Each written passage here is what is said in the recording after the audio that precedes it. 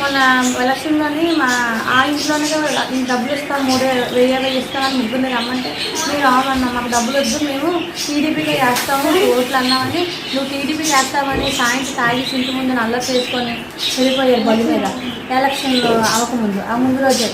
ఆ తర్వాత ఎలక్షన్ దాకా నీకు ఉంటుంది అనేసి వెళ్ళిపోయారమ్మ. మరుసటి రోజు ఇది రాత్రి తాగేసి ఇంటి ముందు చల్లరే చేస్తుంటే మా ఇంటి మీద రాళ్ళు ఇసురుతున్నారు, ఎవరెవరినో పంపిస్తాం ఈరోజు చంపేస్తాం మీకు అని చెప్పేసి కత్తులు పట్టాలు తెచ్చి ఇక అమ్మాయి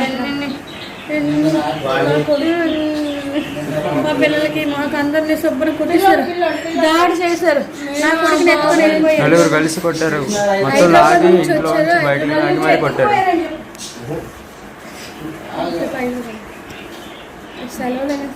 నలుగురు కలిసి బయట ఇంట్లో ఉన్నారు, బయటకు లాగి మరి కొట్టారు. ఎక్కడ చదువుతుందో చెప్పు. హైదరాబాద్ చదువుతున్నాడు. నన్ను కూడా కొట్టిన అమ్మకి కడుపుతూనే ఉండగానే కడుపు మెలికి తీసి నీ కడుపు నీ లోపు మా తమ్ముని తీసుకుని మా తమ్ముని కొడేస్తున్నారని తెలిసి లోపు ఇంకా కుట్టి కడుపు మెలి చెయ్యి కూడా చాలా నొప్పి అయిపోయింది. కడుపు పిల్లకి చాలా చేయి నొప్పి బాబు. ఆశ నా అమ్మాయి నా మీద కోలుకుండా ఇచ్చి కొట్టింది, మొత్తం తనంతా పగిలిపోయింది, ఇదంతా కొట్టేశాడు. చాలా దారుణంగా ఇంత దారుణంగా ఉంది వైసీపీలో కార్యకర్తలు. అబ్బాయి చదువుకున్న అబ్బాయిని కూడా ఇలా కొట్టారు. ఇంకే న్యాయం వస్తుంది మాకు, మీరే చేయాలి దయచేసి.